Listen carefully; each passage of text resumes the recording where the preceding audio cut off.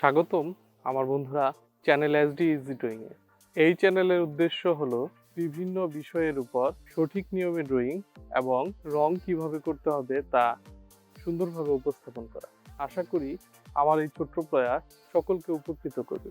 ভিডিওটি ভালো লাগলে চ্যানেলটি অবশ্যই লাইক এবং সাবস্ক্রাইব করবেন। ভালো থাকুন, অসংখ্য ধন্যবাদ।